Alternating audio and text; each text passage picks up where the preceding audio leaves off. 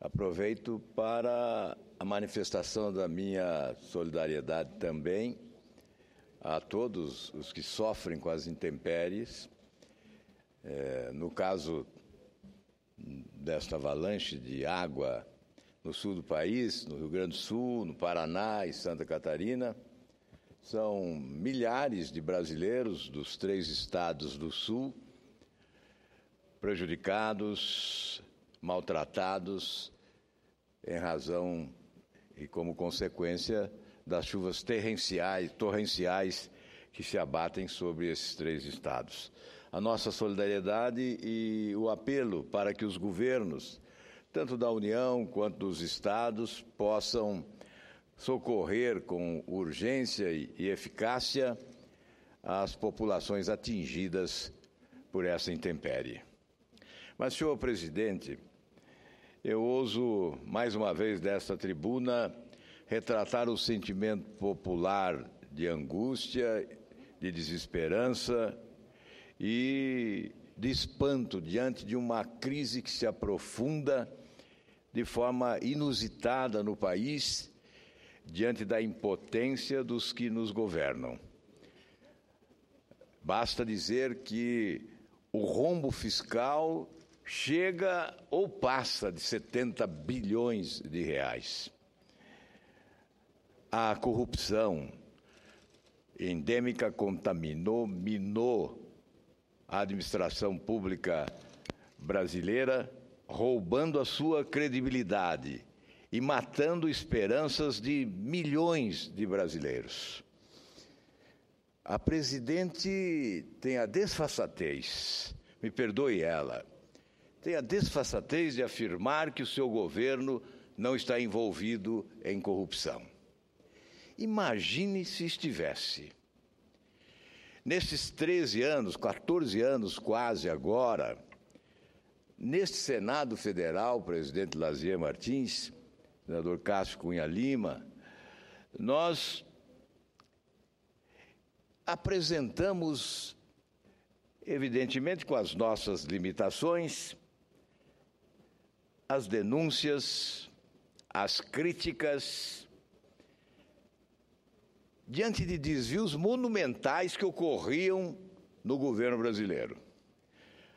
Que não se diga que não houve alerta, que não se diga que não houve denúncia, que não se tenha pedido providências em relação à corrupção que se instalava desde o início da gestão do presidente Lula. Foram inúmeras CPIs instaladas, inúmeros requerimentos de informações, solicitação de auditorias e representações protocoladas junto ao Procurador-Geral da República com denúncias gravíssimas. A imprensa, especialmente o jornalismo investigativo, nunca deixou de cumprir o seu papel, estampando nas revistas de final de semana ou nos jornais diariamente escândalos de corrupção que se sucediam. E nós afirmávamos sempre aqui que o escândalo de hoje faz esquecer o de ontem e espera o de amanhã para ser esquecido. Interminável esse roteiro de escândalos nos últimos anos. Banalizou-se a corrupção. Já não se assustava mais no Brasil com a denúncia de corrupção. Ministros, às vezes, caíam em série, mas isso também não espantava mais. Até que a Operação Lava Jato se instalou e aprofundou investigações, revelando as mazelas existentes no organismo da administração pública brasileira, sobretudo a partir desta grande empresa, orgulho brasileiro, a Petrobras. Ora, a presidente afirmar que o seu governo não está envolvido com corrupção é um assinte, é um escárnio, é subestimar a inteligência dos brasileiros que são vítimas desta corrupção, que mata os seus sonhos, evidentemente. A defesa que fazem da corrupção e da incompetência do governo é também uma agressão à sociedade brasileira. As justificativas, por mais pueris que possam ser, agridem a inteligência da nossa gente. Justificar o quê? Justificar um sistema corrupto? Justificar escândalos de corrupção? Os propinodutos que foram instalados ao longo do tempo em várias áreas da administração pública brasileira, como justificar sem agredir a inteligência nacional? É espantoso ver desta tribuna, em série também, senador Lazier, parlamentares tentando justificar os desmandos governamentais na defesa de quem preside o país, agredindo a oposição, taxando-a de golpista por tentar refletir uma aspiração do povo brasileiro, que é a da mudança urgente. O que preocupa mais a gente desse país é a crise econômica. É uma crise descomunal, sem precedentes, que está provocando um desemprego histórico. Nesse mês de setembro, tivemos o maior índice de desemprego dos últimos 6 anos. E os números apresentados, os percentuais anunciados oficialmente pelo governo, estão muito aquém da realidade nacional. Já se debateu aqui inúmeras vezes esse método de avaliação do desemprego no país. Nós não vamos repetir esse debate.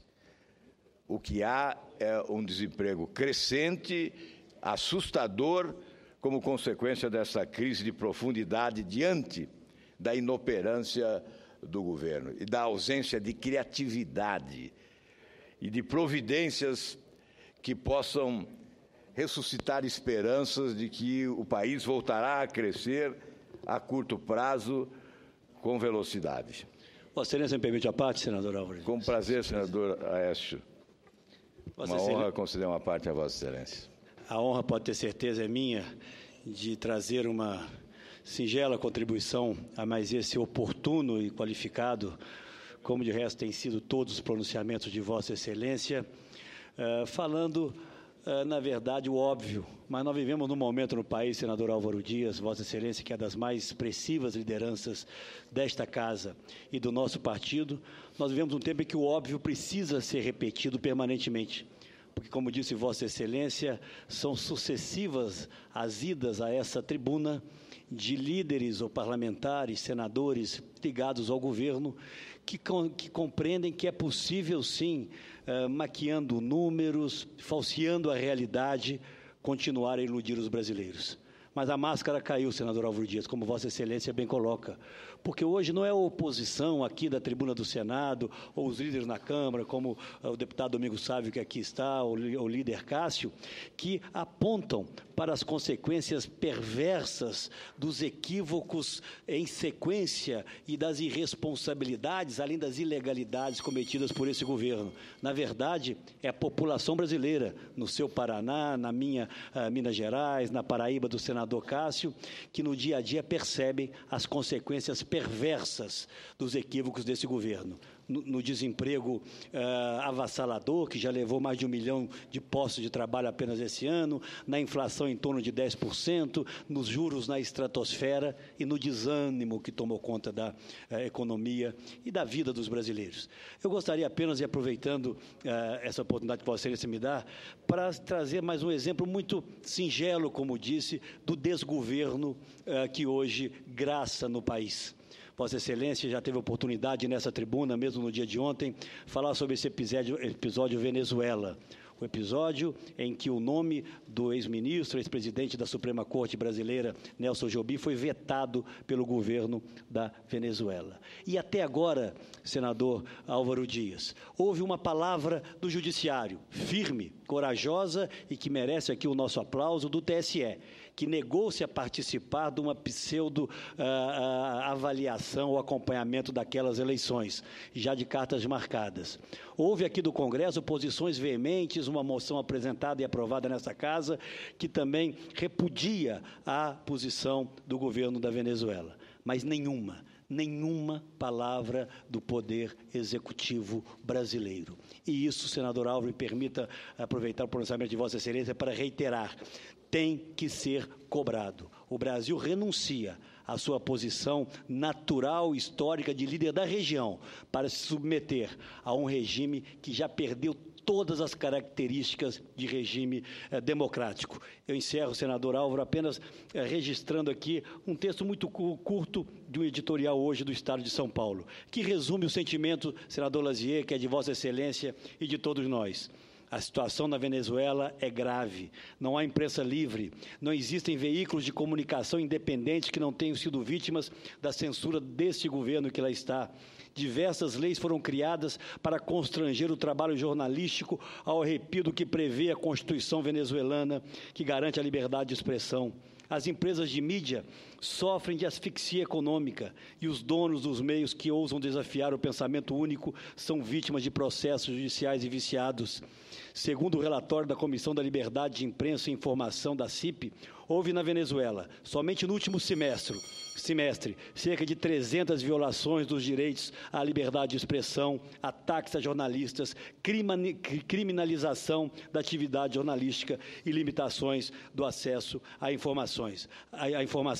Agrego, portanto, mais essa manifestação de repúdio do PSDB, do nosso partido, à posição da Unasul de atender ao veto da Venezuela, para que Vossa Excelência possa continuar discorrendo sobre a gravíssima crise econômica, social e moral, na qual a irresponsabilidade do governo do PT e da atual presidente da República mergulharam o Brasil. Muito obrigado. Muito obrigado a Vossa Excelência, senador Aécio. Acolho com muita satisfação o aparte lúcido que diz respeito à crise brasileira e também à crise política permanente, histórica, vivida pelo povo venezuelano.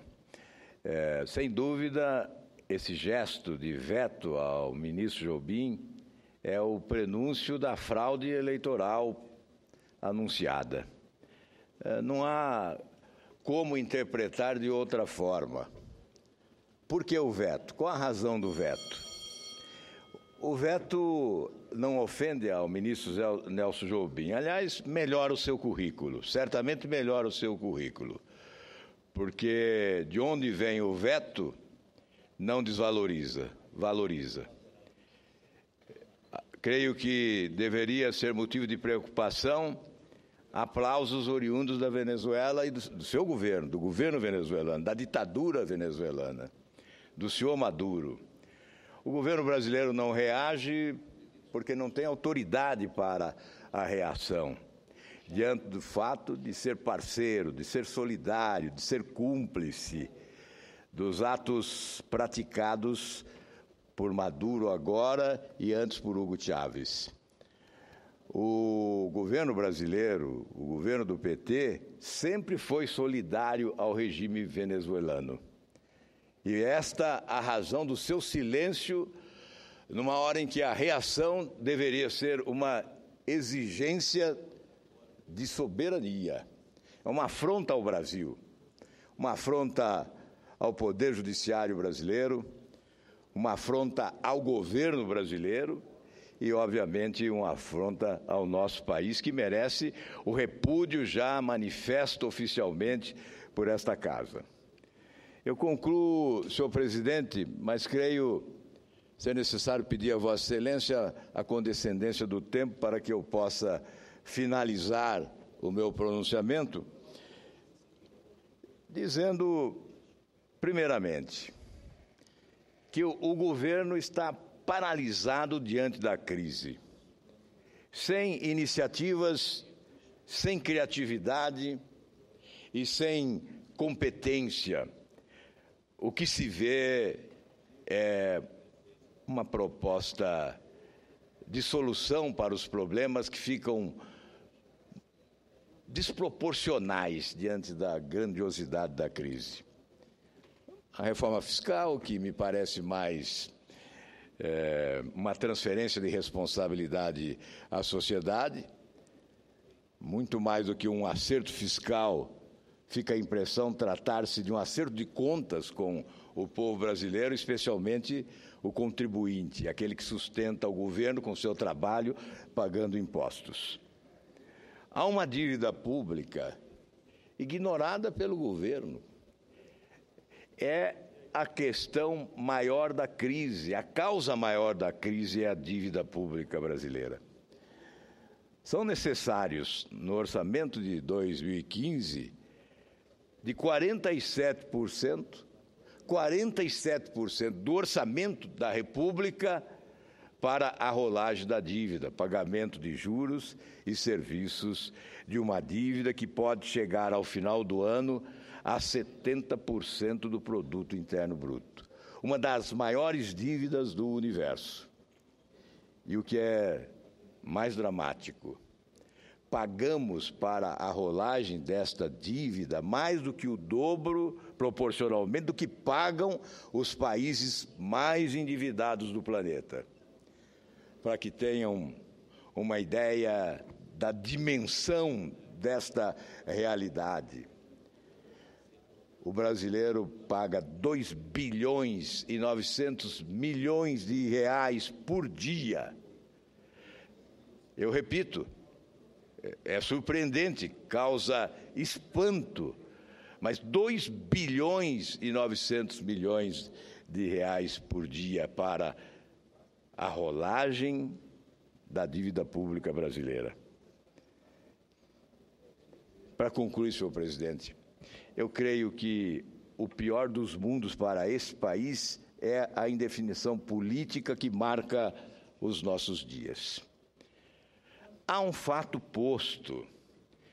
A sociedade reclama a mudança imediata, esgotada, angustiada, não quer esperar mais 3 anos, quer antecipar a mudança e propõe o impeachment da presidência da presidente Dilma, diante de fatos escabrosos revelados pela Operação Lava Jato, em ação de investigação na Justiça Eleitoral do país e no julgamento das contas através do Tribunal de Contas da União. Há um fato posto, há um pleito popular. O impeachment é um pleito popular hoje. Portanto, o atendimento a um dos pressupostos essenciais para a proposta do impeachment é visível. Há um pleito popular, inegável. De outro lado, existem razões de natureza jurídica que consubstanciariam esse pedido de impeachment com justificativas também irretocáveis. Mas o que ocorre é a indefinição. Creio que seria mais adequado para o país a definição desse impasse, a superação desse impasse. E a superação desse impasse só se daria celeremente se houvesse o acolhimento por parte da presidência da Câmara dos Deputados de um dos pedidos de impeachment e a Câmara, através de 2/3, definisse o impeachment ou o recusasse. O pior dos mundos é a indefinição. Mesmo aqueles que não advogam o impeachment, certamente gostariam de ver esse impasse superado. Teremos o impeachment ou não teremos o impeachment? Só deliberando a respeito. Portanto, causa-me surpresa o comportamento do presidente da Câmara. Tem prerrogativas constitucionais para acolher ou negar, mas procura protelar decisões. Anuncia um rito desnecessário, porque tem prerrogativas, proporciona a oportunidade de expedientes protelatórios com recursos ao Supremo Tribunal Federal. E mesmo diante de uma decisão liminar do Supremo Tribunal Federal, não anuncia o acolhimento ou o arquivamento de todos os pedidos de impeachment. Mantém sobre a mesa pedidos de impeachment sem decidir sobre o destino deles. E isto provoca uma indefinição que paralisa o país. Ao invés de recorrer de decisão do Supremo, caberia ao presidente da Câmara imediatamente fazer uso das suas prerrogativas e da autoridade que se impõe para definir sobre a instauração ou não do processo de impeachment. Enfim, o que fica visível, creio ter o direito de concluir dessa forma, presidente Lazier, é que há um acordo de procedimentos entre o governo, a presidência da República e a presidência da Câmara dos Deputados. Me parece existir um acordo de procedimentos. E nesse acordo de procedimentos, a estratégia é ganhar tempo, de um lado e de outro, em razão do que atinge o presidente da Câmara e está em curso, e também, obviamente, a recíproca em relação àquilo que atinge a presidência da República e pode culminar com a instauração de um processo de impeachment. Fica claro que há um acordo de procedimentos, medidas protelatórias, ganhar tempo, adotar essa estratégia de tornar o assunto cansativo, esgotar o ímpeto popular diante da morosidade dos procedimentos, como também não posso concordar com a decisão do Senado Federal e do seu presidente de oferecer 45 dias para que a presidente da República possa prestar contas à Comissão de Orçamento sobre as contas rejeitadas, incluindo pedaladas e outras irregularidades rejeitadas pelo Tribunal de Contas da União. Essa morosidade trabalha contra a eficiência, essa lentidão é estratégia protelatória que atende o interesse dos que são alcançados pelas irregularidades denunciadas, mas não atende o interesse desse país, que é sair da crise, que é caminhar o caminho do desenvolvimento econômico a cada dia mais distante para a nossa infelicidade e infortúnio dos brasileiros. Muito obrigado, senhor presidente.